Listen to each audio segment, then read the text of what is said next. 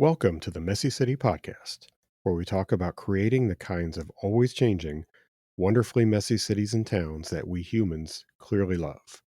We'll talk with those people trying to revive them or create them anew, whether they be designers, developers, builders, planners, or just anyone interested in the conversation. Thanks so much for listening.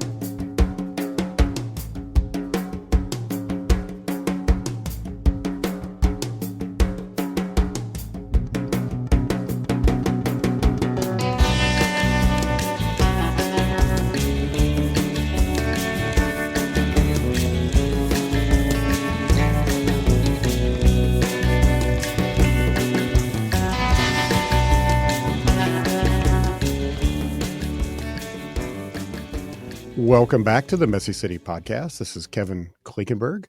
I'm honored to have a special guest today, Mayor David Holt of Oklahoma City. This is a little bit of an unusual thing for us. We don't talk to a ton of mayors, but I'm really excited to talk to Mayor Holt today. Welcome to the show. Yeah, well, thank you. Well, you should talk to more mayors. I know. I hate to do that. Well, this is especially interesting for me because, as I noted, I'm in Kansas City. I probably have, my bias is to be much more interested in what's going on in the middle of the country and to talk to people doing things, in this part of the world. So I think this will be really instructive. Just for a little bit of background, for those who don't know you, you were first elected mayor in 2018. Looks like with 78.5% of the vote. And you were, what, 38, 39 years old, if I got that right Yeah, at the time? that's about right. At the time, yes. I Yeah. get older every day, but yes. And then reelected in 2022. You have been in the Oklahoma Senate for 8 years, very active in U.S. Conference of Mayors and National League of Cities, among many, many other things. It's a really impressive resume. I guess the question is, when are you going to start doing something with your life? So it's, Well, I have worked at every level of government. I've worked in the White House, in the U.S. Capitol, the state capitol, and at City Hall. But I found this by far to be the most rewarding place. I love municipal government. This is the level of government that's moving our country forward every day, and I feel pretty strongly about that. yeah, it's we talk about that a lot on this podcast, the emphasis on folks doing things locally and to a certain extent tuning out the national conversation and really focusing on what you can do in your own city. You got your first experience in the local world, I guess, working for your predecessor, Mayor Cornett. Is that right? That's right. I was 26, I think, and I became his chief of staff. And he was our longest serving mayor. He served for 14 years. And so I spent about 5 years, my latter 20s, with him in his office. And really, I guess in a sense, caught the bug. And even though I left to go serve in the Oklahoma State Senate for 8 years, when he decided not to seek what would have been a fifth term, I decided that I'd like to come back, but this time as mayor. And what was it that you saw kind of working with him that really intrigued you about the possibility of, working at the local level? Well, I think, first of all, by that point, surprisingly, by the age of 26, I'd already worked in the White House. I'd already worked in the U.S. Capitol. So I'd seen what that looks like. And I should back up and say, like, nobody does this to make money, right? We do this for like sort of the personal satisfaction of leaving a legacy, of making the world a better place, of helping people. And you don't actually really feel that impact when you're in Washington. You can really much more effectively feel that at the local level. So I think just as a general rule, I just felt more job satisfaction working at City Hall. And then a little bit more specifically, Oklahoma City by that time, and certainly by now, had really established such an incredible reputation of casting a vision and following through. And it was just the most dynamic and effective government that I'd ever been a part of. And I still feel that way. And maybe somewhere in between general and specific, the fact that most municipal governments are, not all, but most are nonpartisan, kind of more technocratic, more professional, more just focused on getting things done is another appealing aspect. And that's probably grown in stature for me even more so in these last few years. It seems as if you can't be in national politics or even state politics anymore without a strong background in professional wrestling. And I feel like, that's not what I got into when I decided to get a political science degree. I wanted to um, work and make things better. And that's just doesn't seem possible at other levels of government anymore, but it is very much happening at the local level. Yeah. I want to definitely talk about some of the work that you all have done that I've experienced and that is incredibly unique. But I guess I want to start by asking how you think about Oklahoma City relative to some of the peer cities in this part of the country. I'm in Kansas City. You've got Tulsa nearby. You've got Dallas Fort Worth, not far away. I should Yes. probably mention like straight off that my family, we used to live in Oklahoma City when I was a little kid. No kidding. Yeah, my dad worked for a meatpacking company called Wilson Foods that was Okay. headquartered in Oklahoma City. And we moved around all over the Midwest as he kind of moved through like management and everything else. But we spent about 4 years living in Oklahoma City when I was very, very little. So Yeah. I don't remember too much, but I've also, the last couple of years, taken my wife and kids down. We've done a couple of nice long weekends in Oklahoma City and Tulsa, and Great. we just kind of like to get out and around the Yeah. region. And I'm curious how you think about the city positioned, um, relative to other major cities in this part of the world. Yeah. Well, even if you had vivid memories of your childhood here, you wouldn't recognize the place, right? Yeah, I I'm mean, sure. and that's the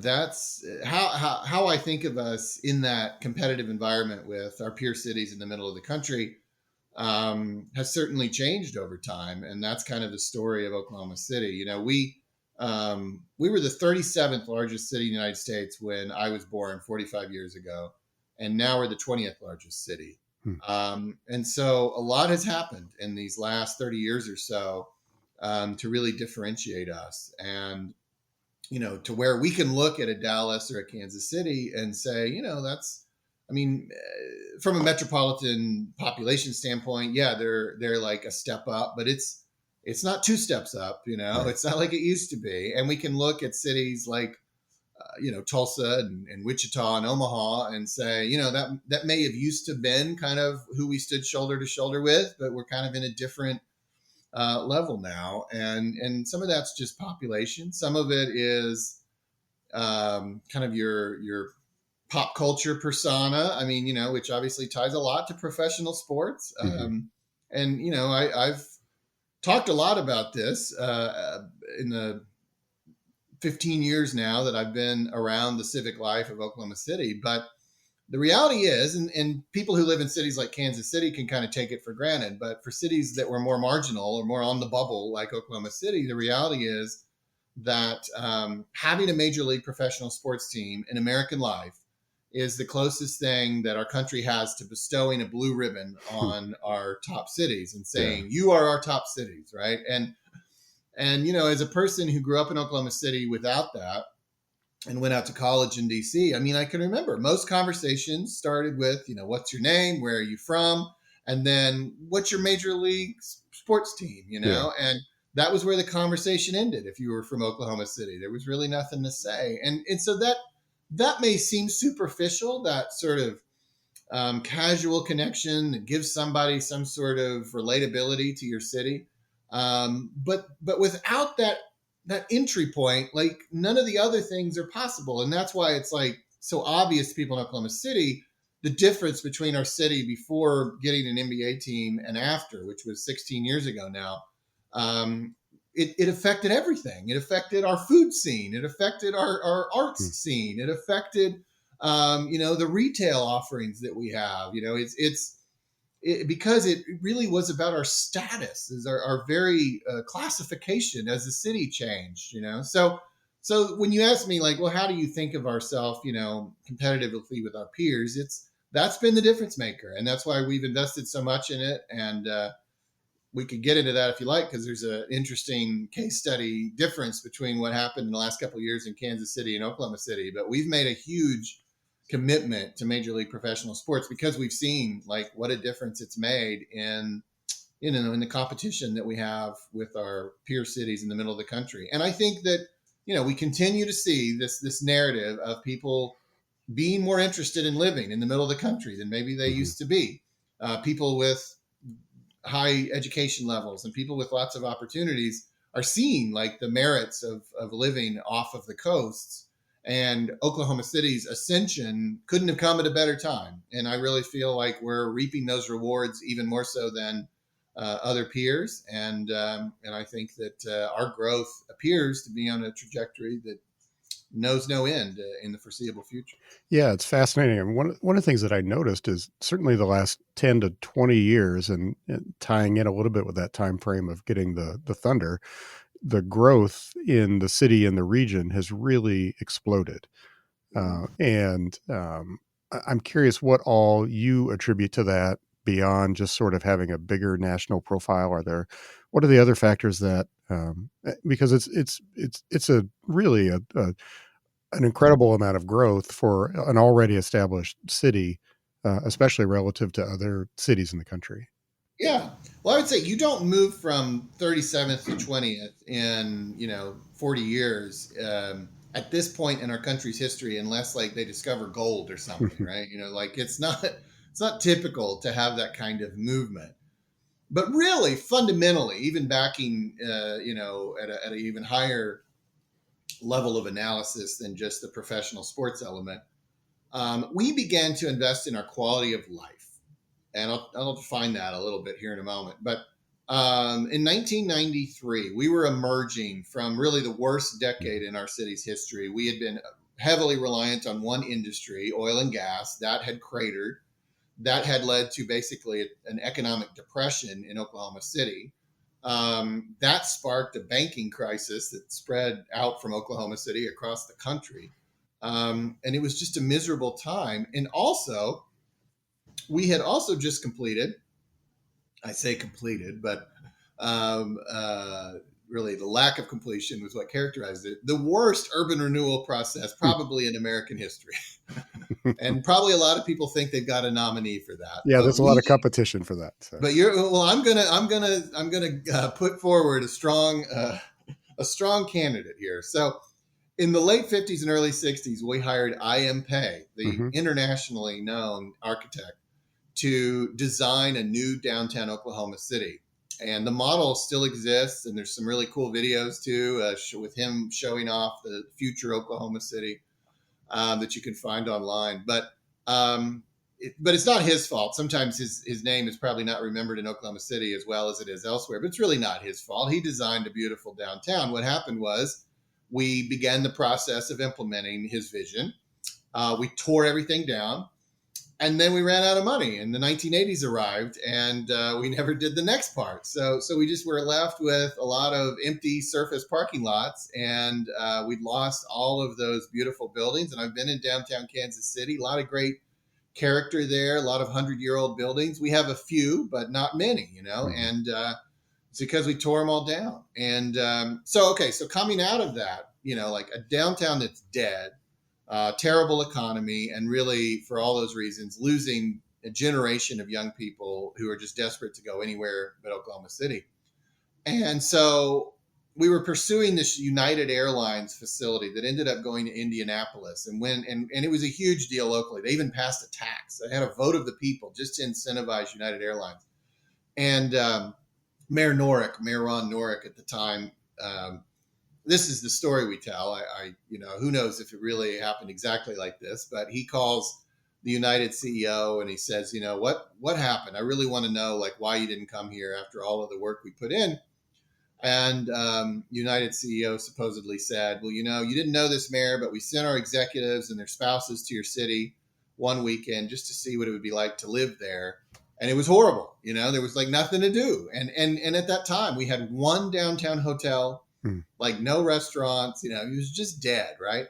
And your downtown really defines your city. You can say you've got a great mall in the suburbs, but I mean, it's just not what people are looking for, especially like those type of visitors.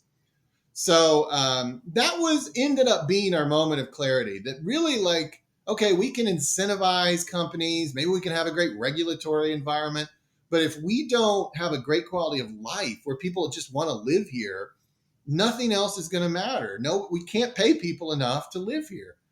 And so that was really the start of this journey that we now know locally as MAPS. So Metropolitan Area Projects is the name we gave this endeavor, and it passed in 1993 under Mayor Norick's leadership, and it was a 1 cent temporary sales tax. And at that time, it built 9 projects, most of which were downtown. And it built our sports arena, and it built our downtown baseball stadium, and it built a canal through our entertainment district.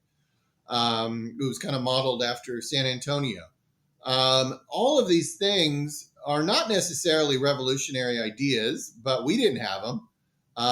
And they were definitely things that we lacked.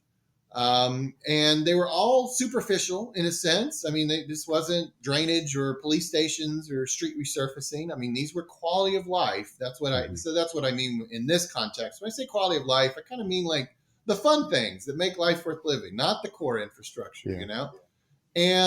And that changed everything. And it changed everything to such an extent that MAPS became a brand we've now utilized for 3 decades, and we're on MAPS 4. We number them now like a movie series. And so the second MAPS was focused on school buildings. It was a little bit of a departure. I think at that point we were still trying to just kind of figure out what we wanted to do in our city, and we had a lot of needs, and we were maybe borrowing what had now become a popular brand. But MAPS 3 and 4 have really returned to the model. And in all cases, it's a 1 cent temporary sales tax where we say up front what we're going to do. And every time we've done that.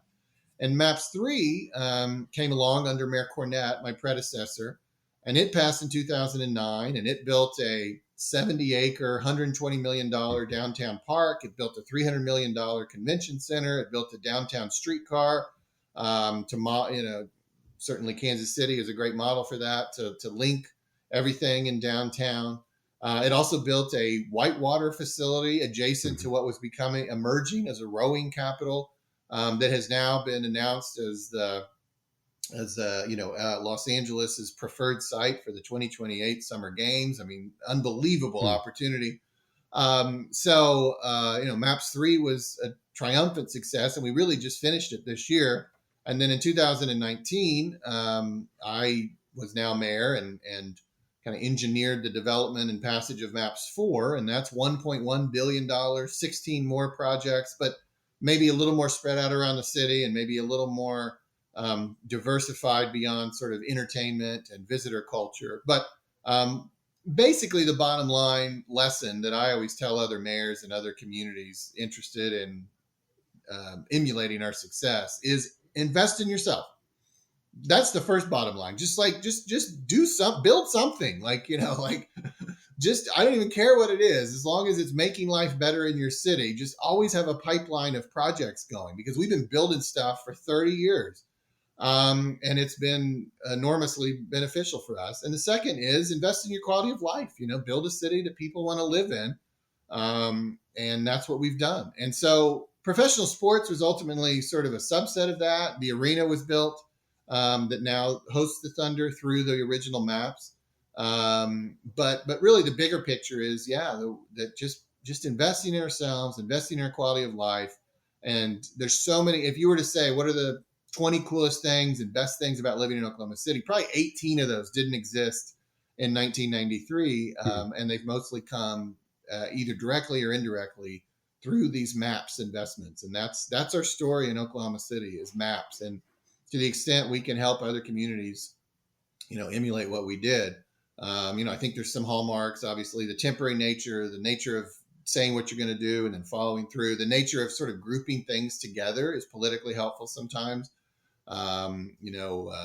There's always something for everybody. When I did MAPS 4, we had 16 projects, and I always say only the mayor liked all 16, and it's okay though, because as long as there's something in it for you that you like, then it's okay if there's something in it for other people and meets their needs. So those have sort of been the hallmarks of the initiative, because ultimately lots of cities have built things, but there has been in urban thinking circles the last 30 years, a bit of a focus on maps and an attempt to um, understand what it is and whether it can be replicated other places. Because certainly it has worked for us, and the ultimate judge is the population growth. I always say that's kind of Yeah. how you ultimately judge a city. Are you growing? And we certainly are. Yeah.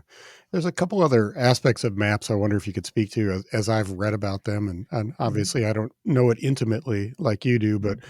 one was the oversight nature of it was very involved a lot of the business community and a lot of the rest of the community in helping sort of shepherd and oversee it. And then the second is really, if I understand it right, it's a pay as you go approach. You're Yes. you're not passing a tax and then bonding for debt and then Right. paying off debt. Correct. Yeah. Those are two other sort of hallmarks of the initiative. So the first that you mentioned is, I think in 1993 we didn't have a track record of passing things. And I should say, in Oklahoma, all taxes have to go to a vote of the people. That's not always going to be true everywhere. It's Hmm. possible that, in some communities they might be able to do this just through a council vote. But in our case, we always had to go to a vote of the people, which is a big endeavor. I mean, you Hmm. gotta, you lead up to it for months. You have a campaign. I mean, you have all of this, and people make decisions based on a lot of reasons, right? And they may like the projects, but they just don't kind of trust your ability to actually follow through. And so I think that's the situation that we were in 1993. There was a belief that we're going to have an appearance of citizen oversight that is more than just the elected council. I mean, obviously the mayor and council are elected by the people as well, but having that extra layer of citizen involvement seemed important. And so we created at the very beginning this citizen oversight board that was seeing all the projects. They were really hands on in designing the projects. They were appointed by the mayor and council because somebody's got to appoint them, but it was sort of another layer. And I mean, ultimately, everything still had to go through the mayor and council. But we've maintained that all these years. There's a citizen oversight board now today for Maps 4.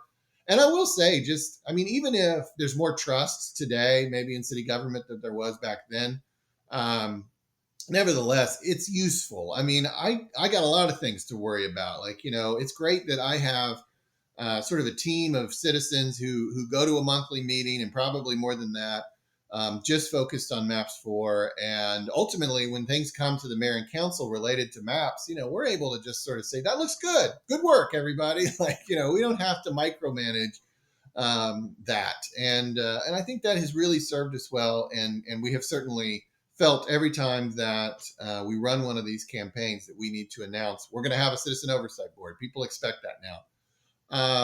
The second thing you talked about is another unique element of maps. So I don't know that the general public always thinks about these things, but like when you're building a project at the local level, you can go one of two ways. You can pay as you go, or you can borrow the money and pay it back.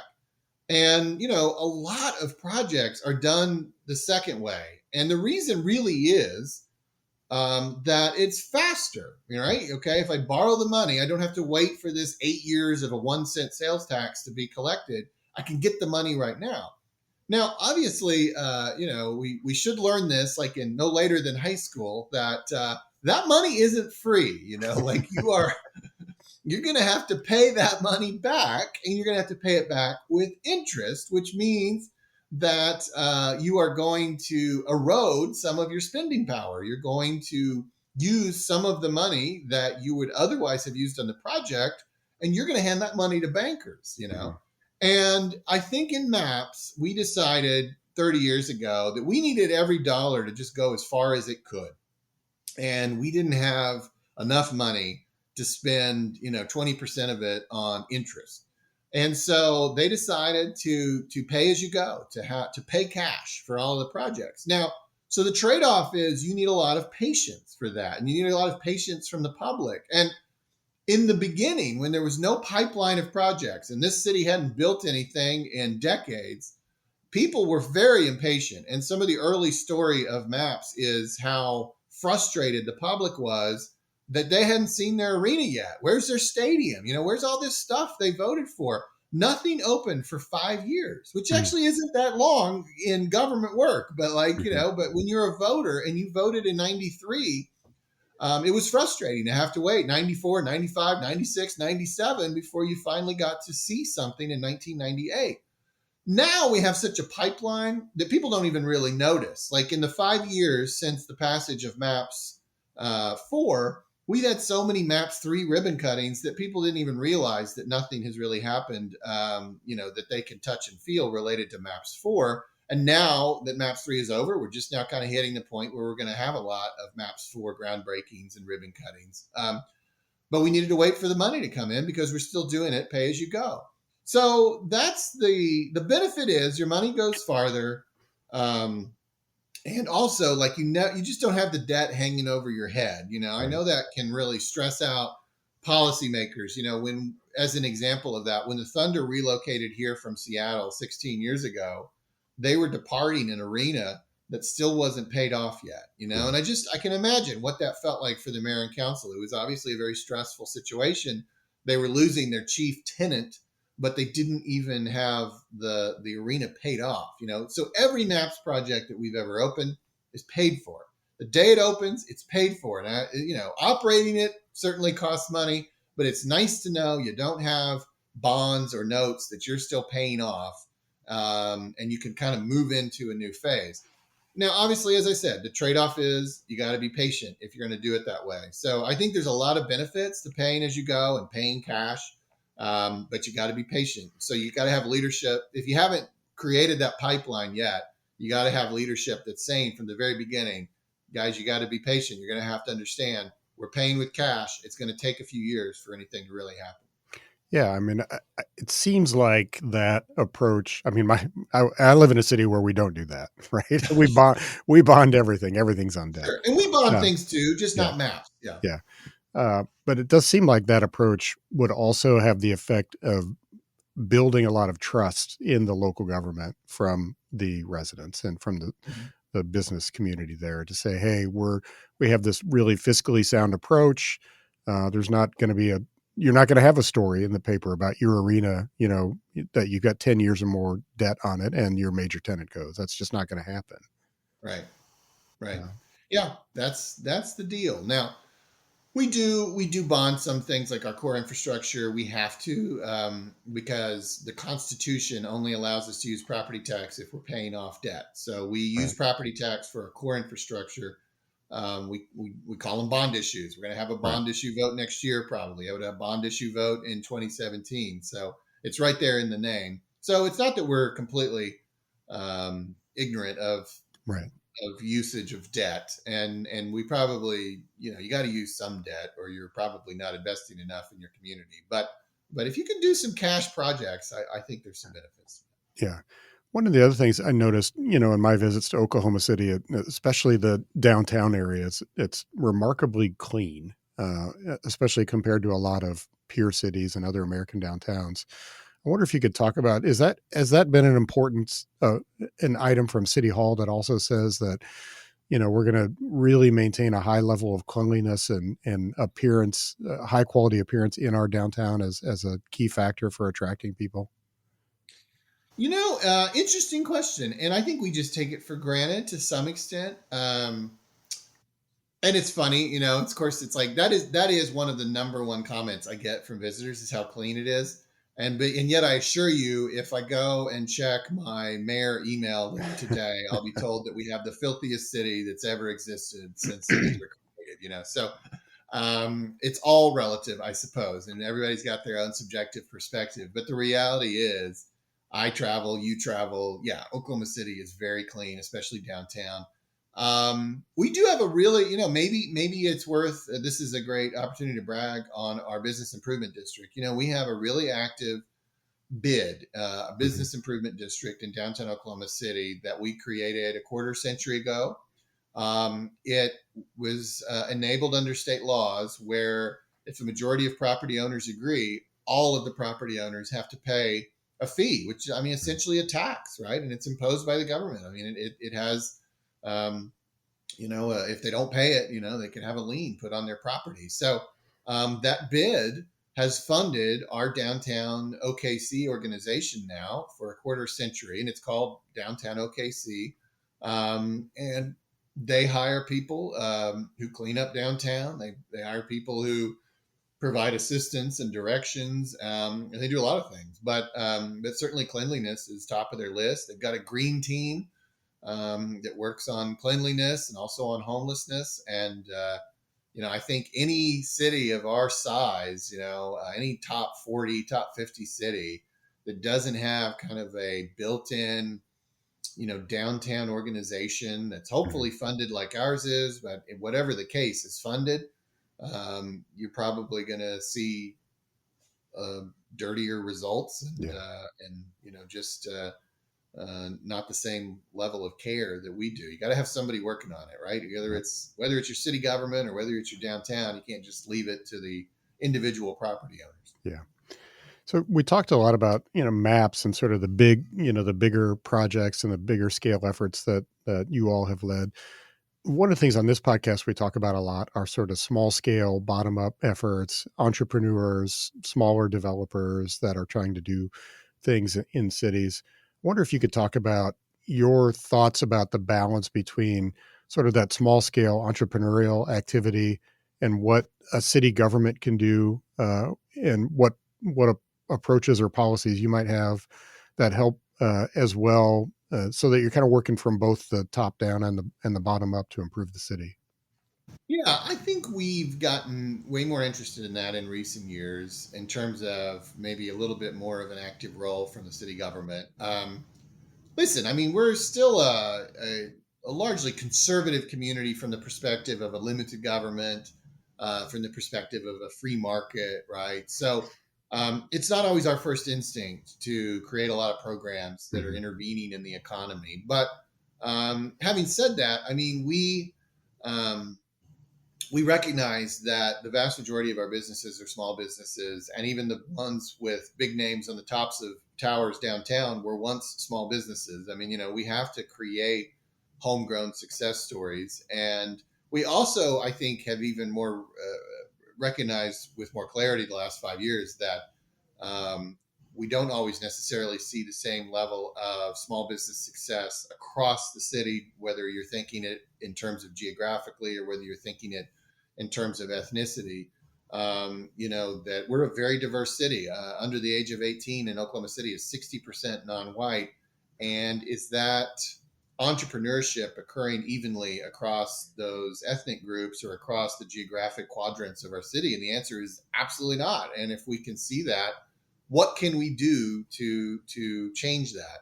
And so there's been a lot of programs that we've seen created, and there's a lot more focus from our Chamber of Commerce, which is a very influential entity in our city, especially after COVID. I think we saw, like, through the prism of COVID, just how much how much our city lacked equal opportunity, like all American cities. I mean, we're no different, but we want to keep the American promise here, just like everybody else does. We want to be able to offer you equal opportunity. So I think we're working at that more than ever before. I wouldn't say that we're leading the country. I mean, I think there's cities that have worked on this for decades, and we're kind of new to it. But there's a lot of effort from our city leadership, more so than ever before. A lot of focus on it, and Maps is an example. So Maps 4 has a small business support center that we're going to build with about a nearly $20 million budget in the Northeast community, which in Oklahoma City is kind of the historic home of the African American community. Um, we look for this to be kind of a hub of lots of different offerings for people who have small businesses and need kind of that technical support. It's one thing to have an idea, but what really Hmm. goes into it. How do you build a business plan? What are the tax filings you've got to make? All of that stuff. We want to have our own version of providing that type of support. And so Maps 4 is building that, and Maps 4 is also providing kind of an operating endowment for that as well. We didn't get into this earlier, but Maps builds stuff, and building stuff is important, as I said. But operating things is also important, Yeah. And in MAPS 4, we introduced some, for lack of a better phrase, operating endowments for the first time. It Hmm. was a way to kind of, how can we take a temporary tax and provide a permanent operating stream out of it? Let's set aside some of the money, like in just the way that people do with endowments. And so we have over $100 million of MAPS 4 is going into those endowments and providing perpetual funding streams for the operations of some of these projects. Interesting. And this small business center for entrepreneurship in Northeast OKC is an example of that. So those are some of the things. I mean, there's a lot going on, but that is absolutely critical. Small business in general, and also, thinking about equitable economic growth across our community as well. I think those things kind of go hand in hand. Yeah. So, you've obviously had a lot of success the last 10 or 20 years. What do you think the city needs to get better at? As you look to the future, what do you need, what do you need to do as a city or as a region better? Well, when I came into office in 2018, it was easy to say, "Man, we're really killing it. Like this is great. Like the population is growing. The professional sports, all of these things. Like people have never been more optimistic about our city's future." So nevertheless, if you're going to be the mayor, I sat and thought, what are we not so great at? What do we still need to work at? And I think we've come a long way in those things in the last 6 years, but those still reflect um, our issues that we need to address. One was at the time was really a bit of a lack of focus on diversity and inclusion, and a real power structure that really centered around one quadrant of the city, and really just kind of white guys from Northwest Oklahoma City had really been running this town, and I recognize that if things are going to have to pass through votes, we've got to have, we've got to have a story that's being written by all our residents. And so I was kind of the first mayor. I even in my platform, I said, incorporating the diversity of our city into our decision making process, and that was one of my 4 items that I ran on.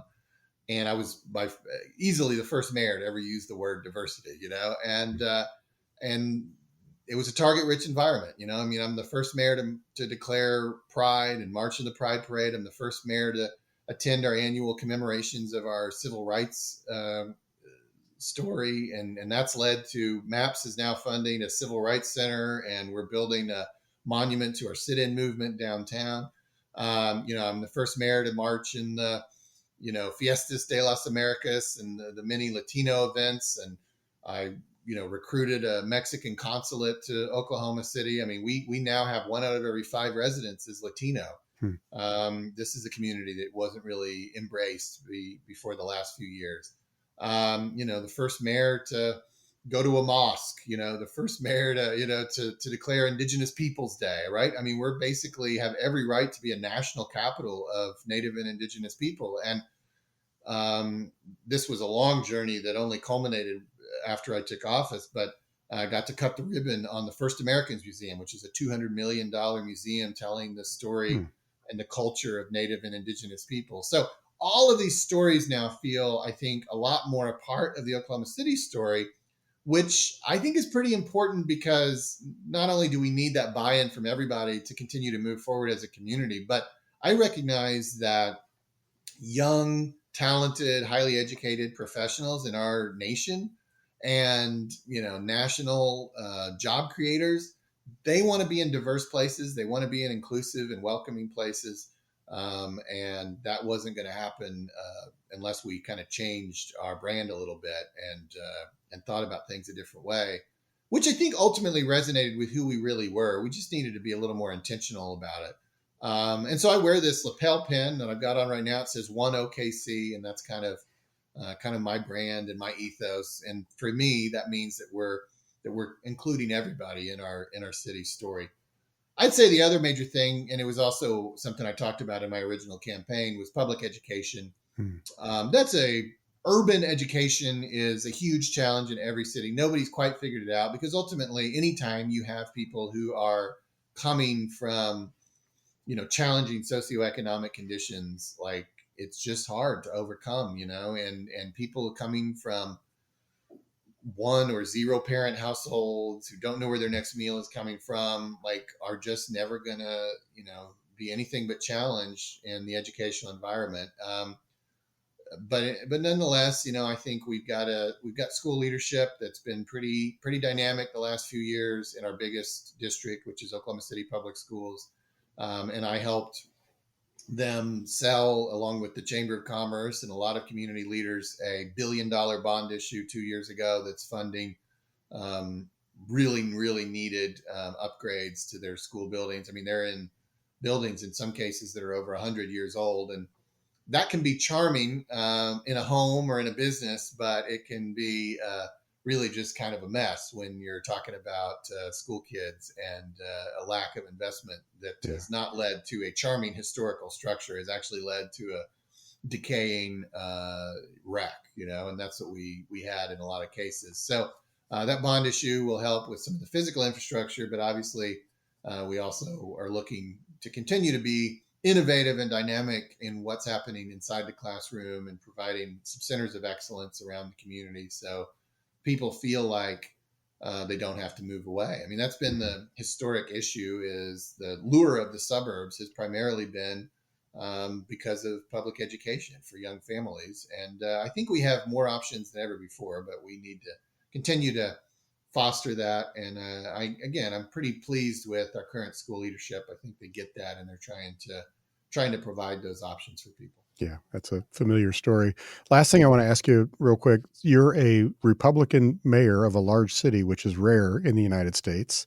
Mm-hmm. And I'm curious what you might say to your colleagues, fellow Republicans, about the importance of being kind of engaged in cities. And you won with tremendous popularity. So your approach, or your plans and your approach, have had resounding success with the public. How do you see that discussion nationally, like within the party, about the approach to cities? I like it, even in very red states, it's usually the cities are very blue. Mm-hmm. Missouri is certainly like that. Where I am, Kansas is pretty much like that.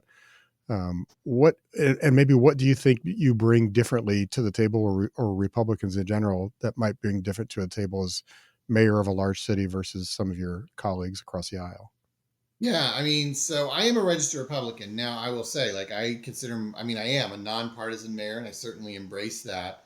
And I run in a system that's basically a top two, and it doesn't have partisanship. But most importantly, it has these two virtues: all the candidates have to face all the voters, and all the voters get to see all the candidates. And that's how most mayors are elected. And that's Hmm. why even when they're Democrat or Republican, most mayors are not that different. Like, they're all just trying to bring people together in communities that are still pretty diverse. Although, as you said, bigger cities can be a little more blue. Ours is pretty purple.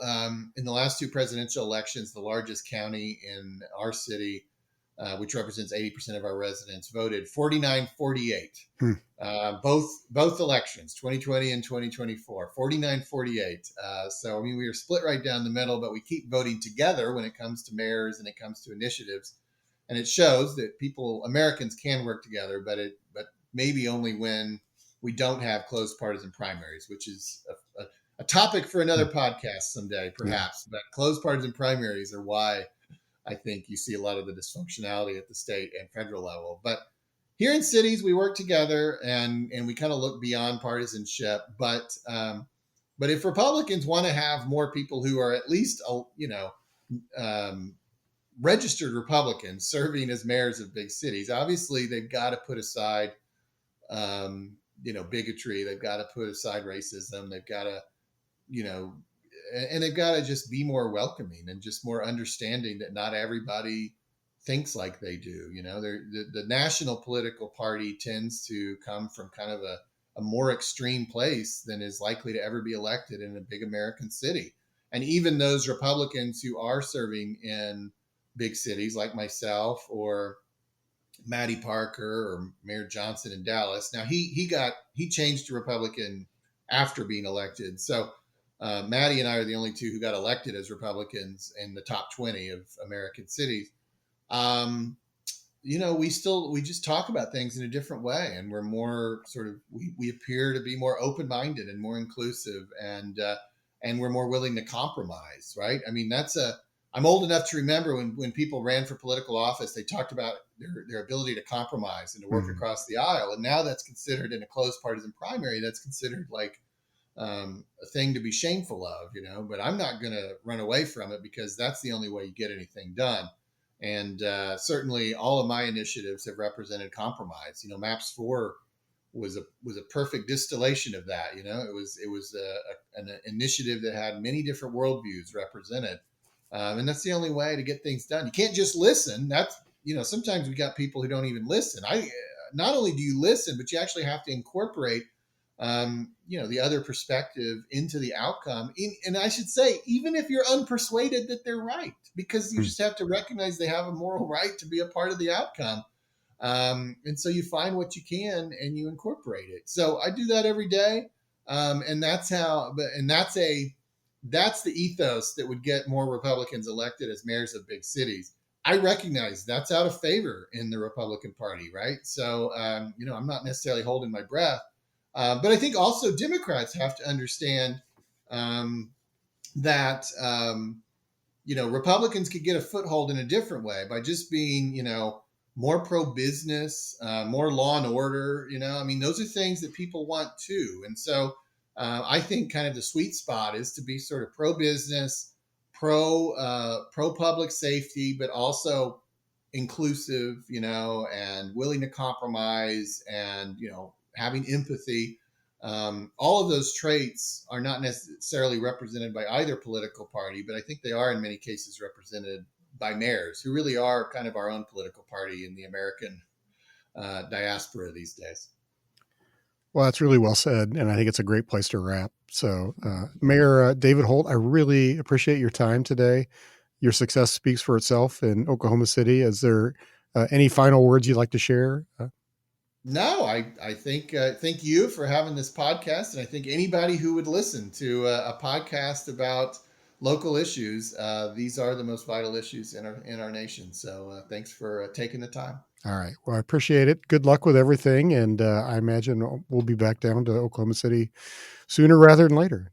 You're welcome anytime. Let me know. All right. Take care.